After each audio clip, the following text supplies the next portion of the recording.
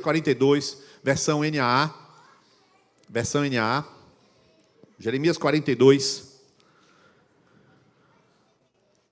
verso 1 a 22. Antes de ler essa passagem, quero só contextualizar para os irmãos.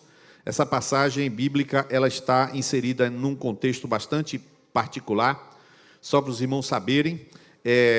A nação de Israel, ela abandonou o Senhor diversas vezes, mas o Senhor havia profetizado de que iria destruir Jerusalém, que ia mandar juízo, e o maior profeta, o profeta do maior tempo de ministério foi Jeremias. Só que Jeremias teve uma incumbência bem triste. Ele começou a profetizar no 13º ano de Josias, na faixa do ano de 627, mais ou menos, quando ele tinha menos de 20 anos, o Senhor chama ele para o ministério, e ele profetiza durante 47 longos anos. Ou seja, ele pegou o período de rei Josias, que foi um rei bom, o filho dele toma o posse, depois, aí vem a primeira invasão de Nabucodonosor, aí Nabucodonosor troca o rei por o outro filho de Josias, que é Zedequias, muda o nome para Zedequias, e esse rei horrível, e ele vai até a destruição de Jerusalém. Depois que a destruição de Jerusalém acontece no ano 586, Jeremias é levado pelo resto do povo que ficou vivo, é levado lá para o Egito e morre apedrejado no Egito. Então, é um homem que vivenciou aquelas fases todas da vida do povo de Israel. E essa história que a gente vai ler, já acabou, a nação de Israel já foi destruída, quase todos. Nabucodonosor já levou todo mundo, já levou Sadraque, Mesaque e Abednego na primeira deportação, todo mundo já foi. E tem um pouquinho de povo que sobreviveu, que são essa passagem que nós vamos ler aqui agora, em Jeremias 42, 1 a 22. Então, eles estão agora, terminou a destruição, e eles vão conversar com Jeremias. Então, todos os capitães dos exércitos, e Joanã, filho de Careá, e Jezanias, filho de Osaías, e todo o povo, desde o menor até o maior, se aproximaram e disseram ao profeta Jeremias: apresentamos a você a nossa humilde súplica para que você ore ao Senhor seu Deus, por nós e por este remanescente, porque de muitos que éramos, restamos uns poucos, como você pode ver com seus próprios olhos. Ore pedindo que o Senhor seu Deus nos mostre o caminho que devemos seguir e o que devemos fazer. Olha que pedido que eles fizeram. Agora a gente vai ler do verso 4 como é que foi essa tratativa, como é que foi que eles se comprometeram. O profeta Jeremias respondeu: eu ouvi o pedido de vocês, eu vou orar ao Senhor, o Deus de vocês, de acordo com o que vocês pediram.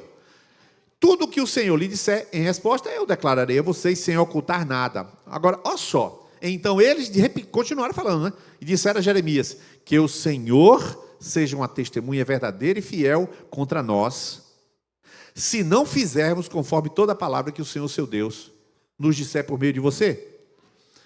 Seja ela boa ou má, obedeceremos à voz do Senhor nosso Deus, a quem pedimos que você ore por nós, para que tudo corra bem conosco, ao obedecermos à voz do Senhor nosso Deus.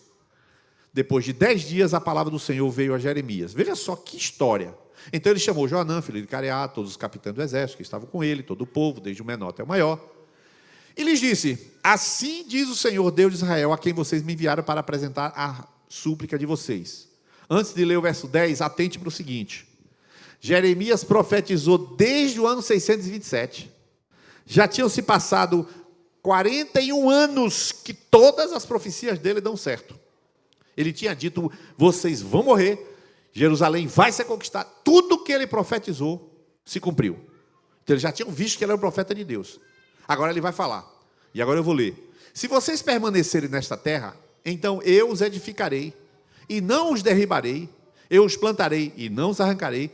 Aí diz Deus, né? Porque estou triste pelo mal que lhes fiz. Não tenham medo do rei da Babilônia, de quem agora vocês estão com medo. Não tenham medo dele, diz o Senhor, porque eu estou com vocês para os salvar e livrar das mãos dele. Só que ele continua e diz: terei misericórdia de vocês, para que ele, o rei de Nabucodonosor, tenha misericórdia de vocês e os faça voltar a esta terra.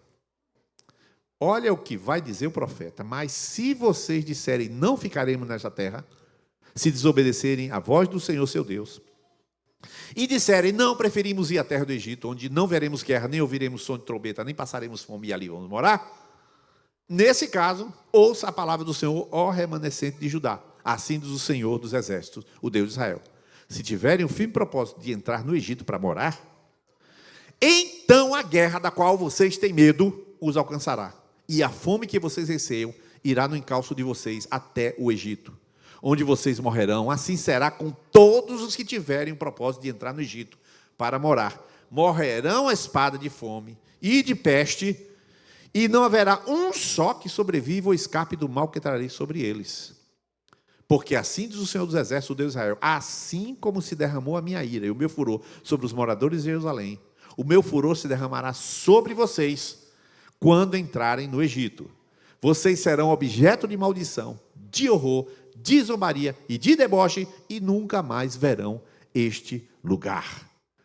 O Senhor disse a vocês, que são os remanescentes de Judá, não vão para o Egito. Estejam certos de que hoje eu faço essa advertência. Vocês estão se enganando à custa da própria vida, porque me enviaram ao Senhor seu Deus, dizendo, ore por nós, ao Senhor seu nosso Deus. Depois conte-nos tudo que o Senhor nosso Deus disser, e nós o faremos. Mas agora que eu lhes contei tudo isso, vocês não deram ouvidos à voz do Senhor seu Deus, não fazendo nada do que ele mandou dizer. Agora, pois, estejam certos de que morrerão a espada de fome e de peste, no mesmo lugar onde desejavam ir para morar. Irmãos, você já sabe que essa história, como é que está? Porque até aí, no transcorrer dessa história, você não dá para saber qual foi a decisão daquela turma. Você imagina pela forma como Jeremias falou, mas Jeremias ainda está falando. Ele não está. Aí o relato não está dizendo o que eles decidiram, está dizendo apenas o que eles têm que fazer. É como se estivesse dando uma preventiva. Ele está dando uma antecipada de que se você não fizer, e se você fizer. Não precisava, né? Na minha cabeça, bastava dizer, faça isso. Pronto, você tem que fazer, acabou. Não é bem assim. Ele falou, faça isso, mas se você não fizer, eu vou dizer o que vai acontecer. A madeira vai gemer. Pá! E ele avisou, Deus avisou isso. Irmãos, é impressionante, porque o povo pede a Deus que fale, declara que vão acontecer, que vão obedecer, mas eles estão dizendo que eles estão debaixo de maldição se não obedecerem, mesmo tendo visto tudo que viram. E aí você vê 43, verso 1. Olha o que vai acontecer. Jeremias 43, verso 1. Quando o povo Jeremias acabou de falar a todo o povo, todas as palavras do Senhor, o Deus deles, palavras todas as quais o Senhor, Deus deles, o havia enviado ao povo, Azarias, filho de Osanias, Joanã, filho de Careá, e todos os homens orgulhosos disseram a Jeremias, é mentira isso que você está dizendo. O Senhor nosso Deus não o enviou a dizer, não entre no Egito para morar. Aí ele continua. Baruque, filho de Nerias, ele diz o que eles vão fazer. É ele que está incitando. Pode passar o versículo. E assim nem Joanã, filho de Careá, nem os capitães, nem o povo, nem obedeceram à voz do Senhor para ficarem na terra de Judá. Pode continuar. Pelo contrário, Joanã, filho de Careá, todos os capitães reuniram todo o remanescente de Judá, que, pode continuar, todas as nações para as quais havia disperso tinham voltado para morar na terra de Judá. Olha lá, olha o que vai acontecer. Isto é, reuniram as homens, mulheres, crianças, filhos do rei, todos que Nebuzaradã tinha deixado com Gedalias, filho de Aicão, filho de Anã, Baruque, filho de Nerias, pode passar, e entraram na terra do Egito, desobedecendo a voz do Senhor, e chegaram até Táfnis. Levaram Jeremias. Irmãos, esse episódio aqui é um dos episódios mais fortes que mostra que o coração humano é imprestável. Diz a Bíblia, Jeremias 17, enganoso é o coração mais que todas as coisas e perverso. Quem o conhecerá? O coração humano é estranho, irmãos. O profeta falou, durante 41 anos eles viram o cumprimento das profecias. Olha, teve uma parte da história de Israel que o Nebuzaradã chegou, Nabucodonosor chegou perante Israel, perante Jerusalém, e depois ele saiu. Por quê? Porque Faraó Neco mandou seu exército, então ele se retirou, foi ao Egito atacar Faraó Neco, e aí todo mundo disse assim, está vendo que a gente não vai perder essa batalha? O Senhor é conosco? Jeremias se levanta e fala assim, deixa eu dizer uma coisa, ele foi, mas ele vai voltar. Então, certo como vive o Senhor, esta cidade será toda queimada, tudo será queimado a fogo, será tudo destruído, os muros serão derribados. Nabucodonosor sai e volta e destrói Jerusalém. Tem outra parte. nessa parte que ele foi embora, ele então foi lá buscar uma herança, quer dizer, na parte que Nabucodonosor saiu, Jeremias saiu, foi buscar uma herança, saiu assim, digamos assim, eu vou dar um pulinho ali na feira. Quando ele saiu da cidade, o pessoal prendeu ele, disse, ele está fugindo, ele está desencorajando o povo. Prenderam ele, jogaram no calabouço, depois jogaram lá naquela lama. Tudo contra ele, mas tudo que ele falou, tudo que ele disse, se cumpriu. E pior de tudo, irmãos, quando Nabucodonosor tomou aquela cidade, Nabucodonosor deu ordem a Nebuzaradã, e disse assim, a Nebuzaradã não, eu já esqueci o nome, Nabopolassar. Deu ordem a Nabopolassar e disse assim, preste atenção, quando você entrar em Jerusalém, trate bem Jeremias e deixe ele fazer o que ele bem quiser. Olha só, um homem que todo mundo era contra, jogado lá na lama, preso depois na parte da guarda, preso no pátio da guarda, mas Nabucodonosor sabia que aquele homem era homem de Deus, que tinha profetizado tudo e tudo que falou se cumpria, mas o povo não sabia. Como não sabia, irmãos? Irmãos, aqui fica muito claro uma coisa terrível que acontece com todos nós. Todos, comigo, com você e comigo. Nós temos uma parte em nós que nunca se converte. Nós temos uma parte em nós que não se converte. O Espírito Santo entra, transforma a sua natureza, lhe dá uma natureza nova, mas não arranca a natureza velha, irmão. Era bem fácil que Deus, ao nos dar nova natureza, arrancasse a velha natureza. Mas na hora que Ele dá a nova natureza, começa o conflito. Eu fiz uma brincadeira aqui na hora que eu estava apresentando o casal, falei, aí quando se converteu começou a briga. Briga é conflito, divergência. Mas é exatamente assim que acontece dentro de nós. A gente nasce de novo e começa a ser tentado. Antes você assistia todo tipo de filme, não passava cena nenhuma, você não adiantava o filme. Você via uma situação na rua, você ficava dando risada, ouvia uma piada imoral, você ria também, está tudo certo.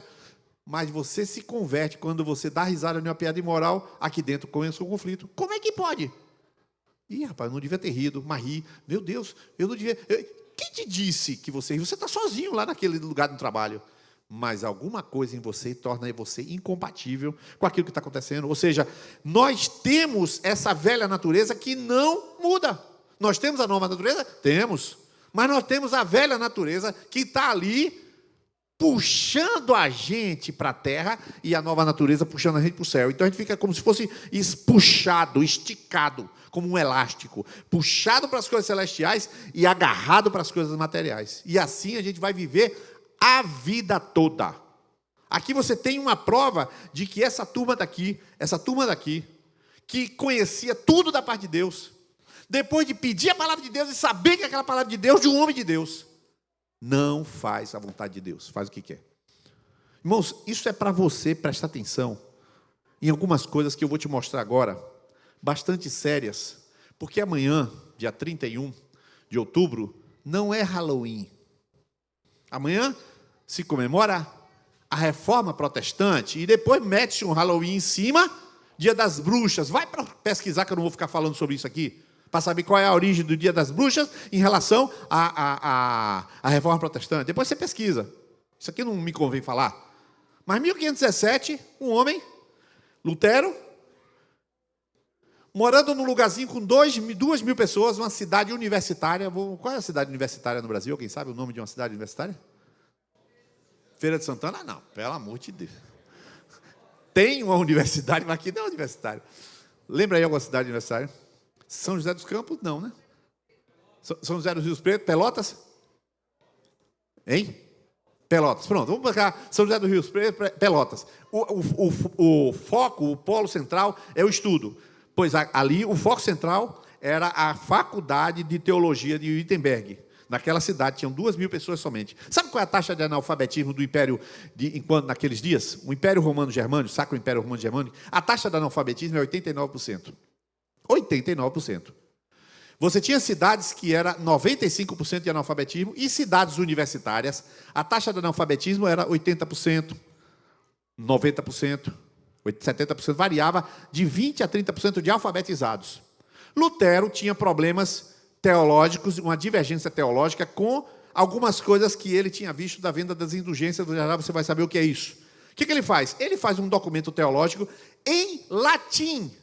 Irmãos, em latim, um documento teológico em latim, ele chega na porta da igreja, você já viu, ó, ele prega aquele negócio. Você sabe quanto por cento daquela turma da cidade de Wittenberg conseguia ler aquele documento dele? Não dava 2%. Sabe quem leu aquele documento? Os professores de Wittenberg.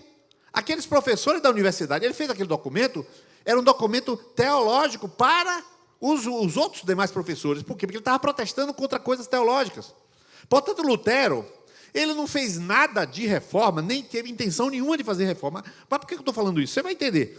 Ele cola aquele negócio, e existe um dito que eu vou explicar para vocês, só vou ler para vocês, um dito acerca do que Lutero fez, que tem a menção, inclusive, do que ele intentava. A fixação na porta da igreja funcionava como um quadro de aviso universitário, uma forma padrão de anunciar disputas acadêmicas e não uma provocação pública. Embora as teses criticassem práticas da Igreja Católica, como a venda de indulgências, seu caráter era primariamente teológico e acadêmico, focado em argumentos doutrinários, não em agitação popular. De fato, nenhum debate formal ocorreu, como o próprio Lutero admitiu mais tarde, mas o documento se espalhou rapidamente graças à imprensa, sendo traduzido para o alemão e ganhando repercussão popular, além das intenções iniciais. Eu trouxe esse livro aqui para vocês, para mostrar para vocês. Jacques Barzun é o maior historiador, considerado o maior historiador do século passado, um dos principais. Ele foi reitor da Universidade de Colômbia. Esse camarada escreveu esse livro aqui, e é a obra-prima de história, e ele versa o seguinte tema, da decadência da alvorada da decadência. Ele é um dos muitos que considera a Reforma Protestante o mais importante evento da história. Estou falando da ressurreição de Jesus, nada disso não, é espiritual. Mas, historicamente, a Reforma Protestante é o mais importante evento que já existiu. Por várias razões que eu não vou falar aqui, mas ele, dizendo isso, ele diz o seguinte: a Reforma Protestante só aconteceu, o Jacques Barzun aconteceu, porque alguém pegou aquele papel que Lutero tinha escrito, alguém arrancou, traduziu para o alemão e foi publicar na gráfica que tinha acabado de ser inventada. A gráfica foi inventada em 1453 e a reforma aconteceu em 1517. Em menos de 100 anos já tinha um monte de gráficas. Segundo ele aqui, na Suíça tinha 2.000 gráficas, pequenas gráficas nas casas das pessoas. Ele pegou aquele folheto, eles pegaram aquele folheto, não foi Lutero, publicaram aquele folheto, espalharam por toda a Alemanha. Quando Lutero vai perceber, aquilo que ele estava discutindo com seus colegas de faculdade se tornou um folheto contra aquilo que estava errado na igreja. Por que eu estou colocando isso para vocês? Para você compreender uma coisa, e aí eu quero que coloque na tela aquele PDF, que eu vou passar ele em transmissão. Irmãos, vocês vão fazer conexão com Jeremias e com a Reforma Protestante. Vou conectar essas duas coisas, muitíssimo importante. Muitíssimo importante. Quando a igreja começou, irmãos, todo mundo sabia que Jesus Cristo é Senhor, que Jesus Cristo morreu na cruz, que Jesus Cristo ressuscitou. Todo mundo sabia que deveríamos viver em comunhão, unidos uns aos outros. Todo mundo tinha essas verdades como certas na sua vida, tão certas quanto Jeremias era profeta, e tão certo como se eles pedissem uma palavra a Jeremias, a palavra viria da parte do Senhor. Todos eles têm convicções iguais. O povo de Israel que pega de Jeremias e a igreja primitiva que vai começar a sua jornada de ser discípulo de Jesus. Começam a morrer pessoas e pessoas vão sofrendo muitas injustiças, mas no ano 304, os bispos de Roma já se intitulam Papa. 3 séculos. A igreja muito séria, mas em 310, você entra lá em Roma, nas catacumbas de Roma, e você vai ver as fotos. Eles já estão orando pelos mortos e já estão orando usando o nome de Maria, em 310, no ano 310. Passa um pouquinho, em 320, já começa a utilizar velas, até que no ano 375, o tempo está passando, irmãos. Só 75 anos, o sujeito ficou vovô. Mas aí eles já começam a venerar os anjos e os santos falecidos. Aí, no ano 381, Tem concílio para isso tudo aí, que esse concílio de Calcedônia. É a igreja cristã chamada de igreja católica, ou seja, igreja universal. Algum problema? Não, vá aguardando. Em 390, mas irmãos, tão pouquinho tempo, em 4 séculos, o culto cristão é abolido e passa-se a rezar as missas. Qual é a diferença? Vá aguardando. No ano 416, começa-se a batizar crianças, influenciado pela doutrina de Agostinho. 431, opa! Maria já é cultuada. Só 400 aninhos. 503, existe um purgatório. Ainda não é doutrina do purgatório. Existe um purgatório. No ano 526, vamos fazer a extrema unção para poder o sujeito ser salvo quando ele está naquele estado terminal. No ano 709, nós vamos beijar os papas imitando os imperadores que já existiam. Por quê? Porque isso é um costume, já que o Papa é também um imperador. No ano 750, cria-se o poder temporal dos papas, ou seja, eles têm poder sobre cada governo de cada lugar. É ele que imposta os reis. No ano 787, começa o culto das imagens que já existiam. No ano 788, começa a adorar a cruz e relíquias dos santos falecidos. No ano, olha, só estou passando rápido. No ano 830, começa a usar ramos e água benta. No ano 869, separou-se o Oriente do Ocidente, porque o Oriente disse que a Igreja do Ocidente, a Igreja de Roma, estava completamente era blasfema, falando da infalibilidade papal, e ela estava caído em heresia, no ano 869. No ano 890, começa a veneração de São José, 930, e aí vai. Estou passando aqui para vocês olharem. Aqui, ó, a Inquisição, em 1184. Agora eu quero citar a Inquisição. O que é a Inquisição, irmãos? A Inquisição é assim: você não crê como eu acredito? Eu vou lhe matar. Mas, irmão, a igreja pode matar? Não, eu vou matar. Se você não crê como eu digo que é certo, eu vou lhe matar. Só bastou 1000 aninhos para que, em vez de eu pregar a sua salvação, eu determino a sua morte, se você não concorda com o que eu digo. Desse jeito, ano 1184. A pergunta pior não é essa, irmão. No ano 1190 começa a indulgência, que foi o problema da reforma. O que é indulgência? Não, quem perdoa pecados não é Jesus. Quem perdoa pecados é o Papa, é a igreja. Em 1200, está terminando. A hóstia passou a substituir o sangue. Em 1215, começa aquilo que você vê na igreja católica. Somente o celebrante toma a ceia. Só o celebrante, ninguém participa. Portanto, todos agora assistem à ceia. Aí depois tem aquele negócio de você vir à frente, participar, mas ele que participa. Ele é. E mais, cada missa, que agora já não é culto, cada missa, Jesus morre novamente em cada missa, porque é renovado o sacrifício de Jesus, todas as vezes. 1414, Concílio de Constança, consagra o vinho, tal. 1439 já consagra o purgatório. 1568, a Ave Maria é instituída como oração. Agora, mas as últimas 3 coisas. Em 1854, se define que Maria nasceu,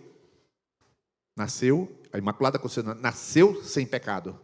Em 1870, o Papa, ao falar, ex cátedra, ele é infalível. Em 1950, Maria foi elevada aos céus igual a Jesus. Por que eu estou falando isso, queridos? Que interessante, né? Nenhum afastamento é de vez. Nenhum desviar-se é de vez. O que a história te ensina? Ouvindo a voz de Deus sobre a boca de Jeremias, pedindo para Deus falar, mesmo assim é possível não dar ouvidos a Deus. Aqui, 19 séculos, você pergunta: meu Deus, como isso aconteceu? Do mesmo jeito que você pode se desviar. Começa primeiro com o primeiro desvio, depois com o segundo desvio, depois a vela, depois os mortos. Se parasse aí, dava para reformar. Aí depois, purgatório, tira só o purgatório, dá para reformar. Mas aí desvia uma coisa, desvia outra, não dá ouvido a uma, não dá ouvido a outra, vai inventa uma coisa, endurece o coração por outra, inventa uma outra doutrina para cá e vai inventando e vai acumulando desvios. Um vídeo de 3 minutos explicando a você como era o contexto da reforma. Pode soltar o vídeo, 3 minutos desse vídeo.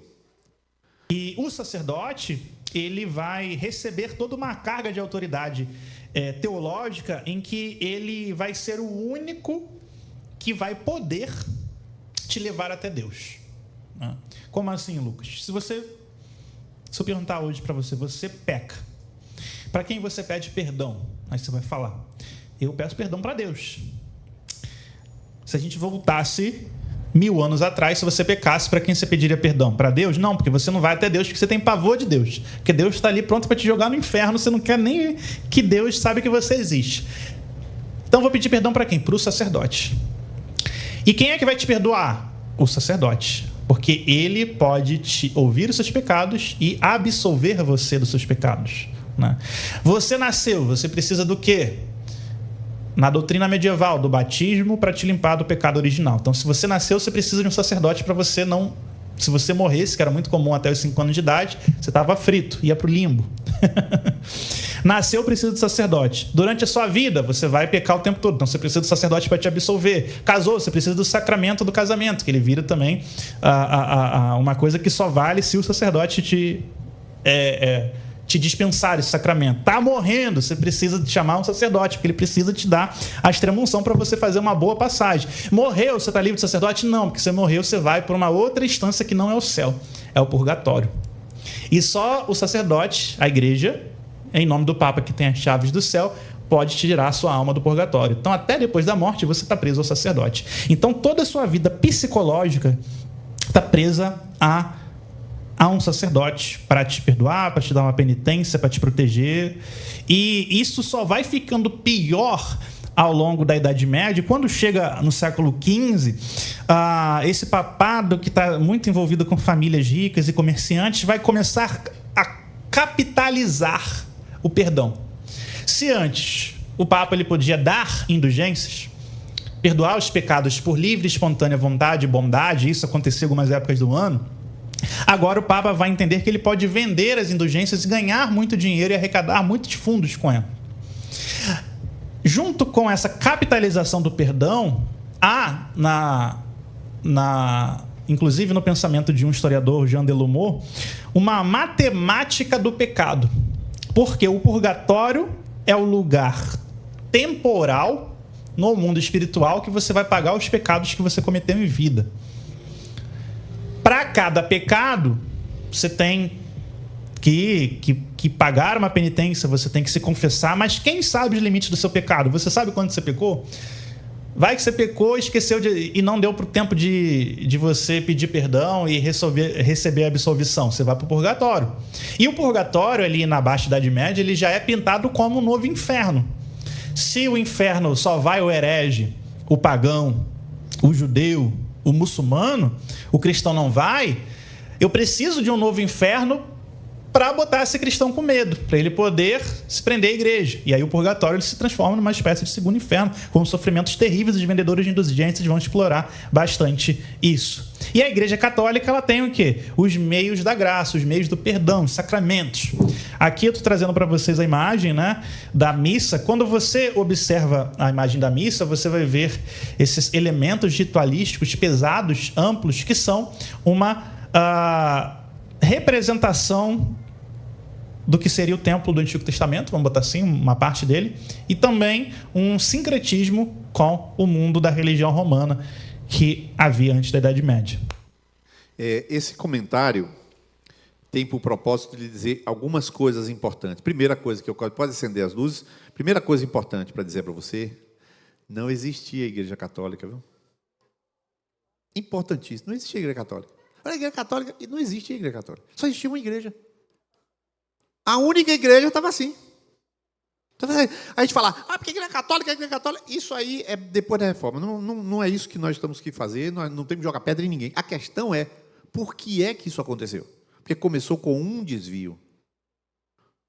Irmão, se você disser assim, eu vou para Salvador, mas eu vou fazer um ângulo de 1 grau, tu nem a Amélia Rodrigues, tu não chega. Não chega nem a Amélia Rodrigues. Com 1 grau aqui agora, você começa a se desviar. Quando chegar na altura de Amélia Rodrigues, você está lá na altura daquela cachoeira lá. Em Conceição da Feira, sei lá onde é que é. Porque 1 grau de desvio aqui, lá no final, a reta, você já não está no lugar onde deveria. E é assim que se desvia. A igreja única que existia era essa. Não existiam duas igrejas. A igreja católica desviada, a igreja católica não, só existia essa. Os pastores eram de lá. Todos os santos eram de lá. As pessoas casavam, morriam lá. Só existia uma igreja. E como era desviada assim, irmão? Do mesmo jeito que você pode se desviar. Essa questão você não pode pensar que é de somenos importância. A gente passa batido nas histórias como se a gente tivesse sempre aquela tranquilidade. Não, vamos supor assim, não, eu sou líder de conexão, está tudo certo. Ou então, não, hoje eu não vou não, porque hoje eu estou cansado e não vou, está tudo certo. Não, hoje, não, é só um beijinho, a gente beija, não tem nada. Eu não concordo com esse sistema da igreja de conhecer. Eu vou dar um beijinho, mas não tem isso na Bíblia. Fiz isso. Discorda de uma, discorda de duas, discorda de três, discorda de quatro, discorda de cinco, discorda de seis. Você não sabe mais estar desviado. Porque agora você pastoreia você define você. Você não está vivendo mais, conforme eu vou ensinar aqui agora, segundo a piedade. Existem algumas coisas que a gente constrói, e que Deus constrói em nós, que quando você perde elas, você justifica o pecado como eles justificaram. Mentira, Jeremias. Quem mandou você pregar foi Gedalias. A gente vai e ainda vai te levar. A gente pode justificar tudo que quiser, irmão. Qualquer coisa. Quer ver um negócio? Por que essa igreja aqui não é fechadinha, toda arrumadinha, com ar-condicionado e tela? Tem uma razão de ser. O pessoal entra aqui, rapaz, adorei esse lugar. Que lugar lindo. Mas é bem possível que pessoas entrem aqui e falem assim, isso não tem cara de igreja. Igreja é lugar santo. Tem gente que pode falar assim. Irmãos, tem questionamento para qualquer coisa. Até para o espaço tem questionamento. Quer ver outra coisa que se questiona? Cadê a cadeira do pastor aqui? Cláudio mesmo está propondo aqui que a gente bote cadeira aqui do pastor. Né, Cláudio? Ali do lado. A cadeira do pastor aqui. Isso aqui é púlpito, irmão. Que negócio de palco? Que se aparecendo, rapaz? A gente tem que ter púlpito. O púlpito é lugar sagrado. Sagradão. Isso aqui é o altar. Alguém já ouviu falar? Isso aqui é o altar. Irmãos, eu quero chamar os irmãos ao altar. Eu vou matar quem aqui, pelo amor de Deus? Aqui não sai sangue, não. Irmão, tem argumento para tudo. Altar, púlpito, cadeira no púlpito, cadeira fora do púlpito, essa estrutura ou outra estrutura. Argumento tem para tudo. Então, não se trata de saber se o argumento é bom ou não, porque você pode arranjar argumento para transar antes do casamento, argumento para ser santo antes do casamento. Meu corpo, minhas regras. Jesus manda no meu espírito, o corpo, ele não manda. Pode arranjar argumento para tudo. Argumento você tem. É só arranjar. Mas você desvia com um, desvia com o outro, desvia com o outro. Tem problema? A vela... Irmãos, o que tem de mais acender uma vela? Nada. Agora junte a vela com os mortos, com o santo, com o rosário. Junte tudo, que você já não é mais crente. Você é um balaio de gato.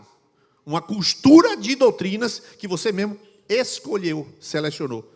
Essas coisas, irmãos, a história está ensinando a gente que a gente não se trata de meramente um erro da Igreja Católica. Preste atenção. A igreja peca, irmãos. A igreja peca, vamos fazer isso sério. A igreja peca. Fala para mim, a igreja peca? Não. Cadê a igreja pecar? Como é que a igreja peca? Quem peca é você, irmão, indivíduo. A igreja não peca, a igreja não tem CPF. A igreja não peca. A igreja é santa e pura. Você fala assim, a igreja, a coluna e firmeza da verdade, cadê que ela vai sempre ser igreja? Mas o indivíduo que diz que está na igreja, aí esse pisa no tomate. Eu quero ver você dizer, a igreja de Jesus pisou no tomate? Nunca. A igreja nunca peca, porque a igreja não é uma coisa que você pega. Mas o indivíduo assiste filme pornográfico. Já vê, a igreja está assistindo filme pornográfico? Não existe isso. Mas o indivíduo peca. Quem destrói essas coisas não é a igreja católica, a videira. Isso não existe. Quem destrói é a pessoa que vai ela se desviando de alguma coisa.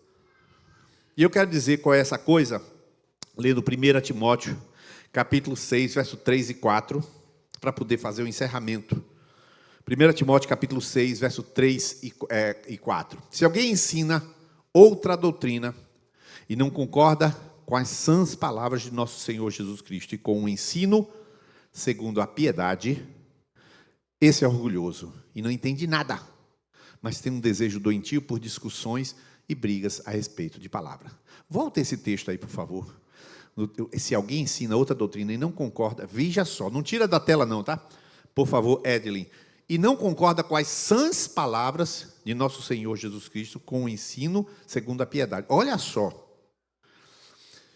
Você sabe por que e como aconteceu a reforma? Porque as pessoas estavam vendo que as coisas estavam erradas. Eles não eram Lutero, nem Zwinglio, nem Calvino. Uma montanha de gente já via. Erasmo de Roterdã, por exemplo, que escreveu Elogia à Loucura.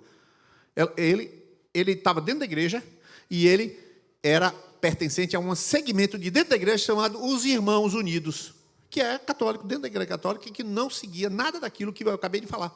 E estava lá dentro. Erasmo de Roterdã. Eu podia citar um monte de gente, os hussitas, um monte de gente. Mas sabe por que eles faziam? Porque isso era claro para todo mundo que a igreja estava, que alguma coisa estava errada. Então, o que eles faziam? Eles começaram a dizer, nós temos que voltar a ler a Bíblia.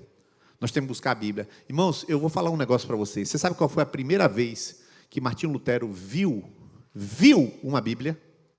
Quando ele tinha 18 anos, ele entrou no seu mosteiro e ele viu uma Bíblia acorrentada, com 18 anos de idade. Porque era proibido de ler Bíblia. Em 1227, um concílio proibiu a leitura da Bíblia depois da heresia dos hussitas. Aos 18 anos, ele viu uma Bíblia. Irmãos, para abandonar as coisas de Deus, basta começar a abandonar as coisas de Deus. Voltar ao ensino de Jesus Cristo, que é segundo a piedade.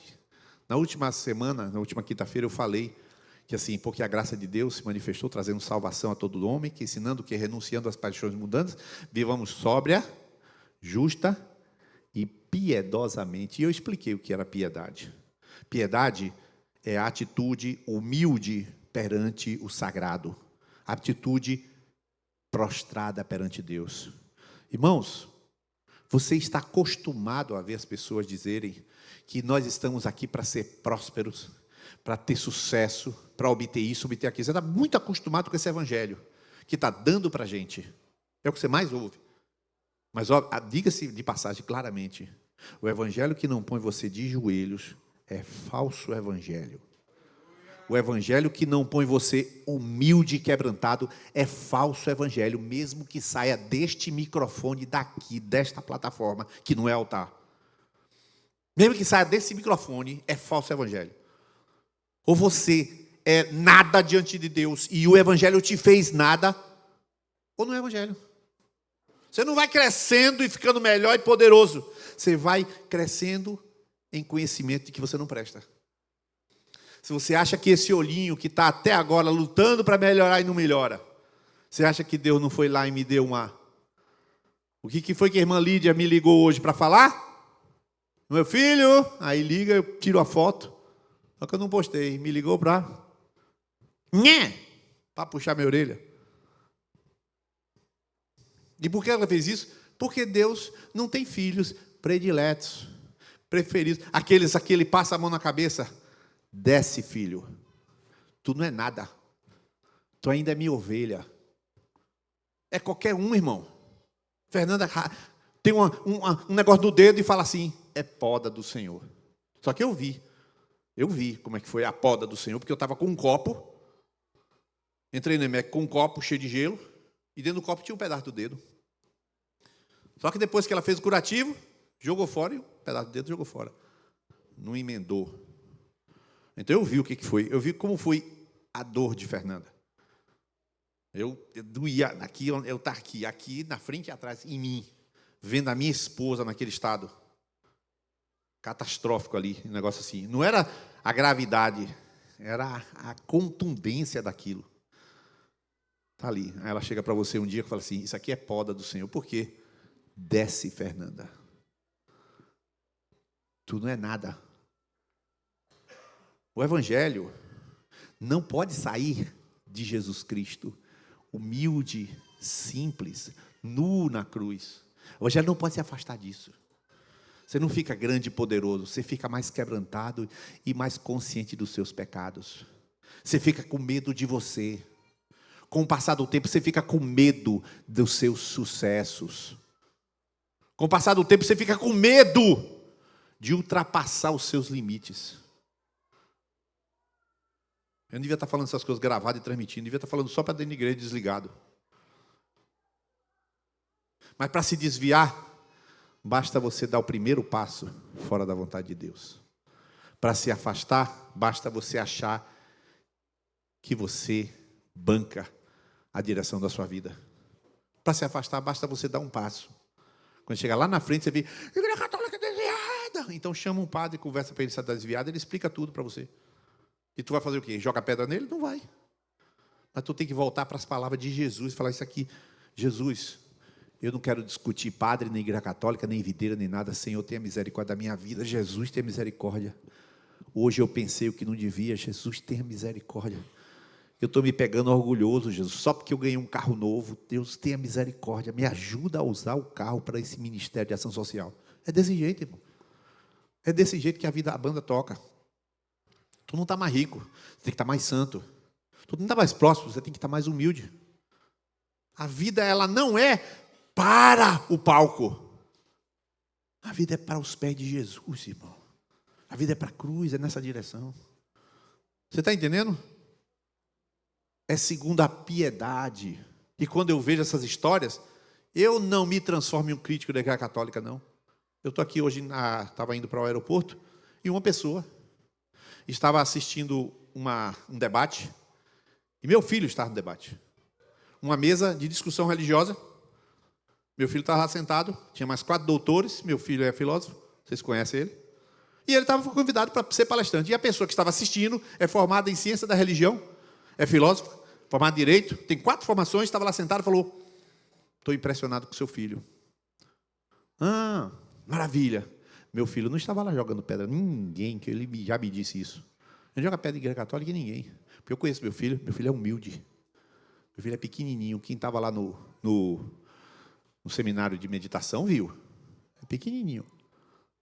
Fala de si com tranquilidade, com humildade. Aí ele pode ir numa mesa dessa. Talvez eu não possa.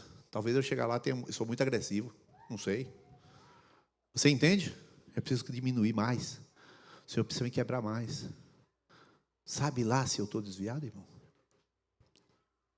A palavra é para pensar se você deixou de obedecer, se deixou de atentar à sua esposa. Eu continuo comprando saputi para minha esposa, com todo carinho, quando vou lá na rua, eu vou continuar comprando aquilo que ela gosta. Eu vou fazer esse exercício sempre. Ela gosta de saputi, né? Então, vou fazer isso sempre. Sabe por quê? Por mim. Por ela, por mim. Por mim. Por que como você? Eu tenho um caminho de santidade e passa por ela. O meu caminho de santidade passa por ela. Você entende o que eu estou falando? Seu caminho de santidade, Rodrigo, passa por Cláudia e como você lida com ela. Se você perdeu isso, tu começou a ficar desviado. Assim você é, Dilma. Deixou de orar pelo seu marido, desviou. Por que vai deixar de orar pelo marido? Só porque não existe. Se eu for chamada para ser intercessora. Assim, Niles foi chamada para comprar o saputi de Fernanda e tratar ela bem. Se eu desvio de uma coisa pequena, lá na frente, eu vou justificar um pecado grande. Feche seus olhos e a gente vai orar. Medite aí um pouquinho sobre o seu próprio coração. E agora é hora de orar e não de falar mais. Medite sobre o seu próprio coração. Obrigado por apagar a luz.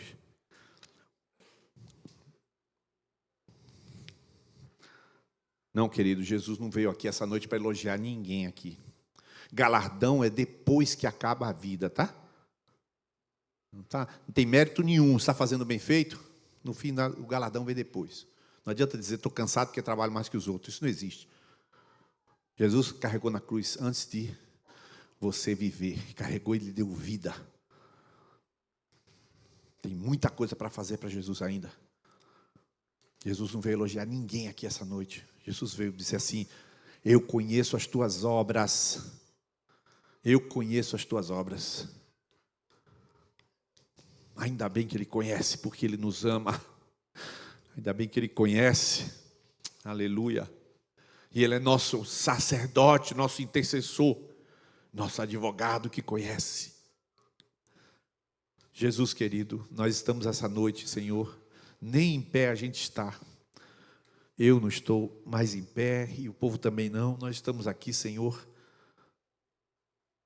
em humildade diante de Ti, sabendo que o Senhor nos chamou para uma vida piedosa, uma vida humilde, uma vida com nariz. Não, nariz empinado nunca. Nós conhecemos a nossa transgressão, como disse o salmista. Todos os dias nós lidamos conosco, Senhor, eu lido comigo, cada um lida consigo próprio, com sua própria malignidade. Não, Senhor, nós estamos aqui para o sucesso, nós estamos aqui para a santidade. Não, Senhor, nós não estamos aqui para a riqueza. O Senhor pode até nos dar, se o Senhor achar que a gente vai saber administrar. Nós estamos aqui, Senhor, para Ti, Jesus. Nossa vida não nos pertence.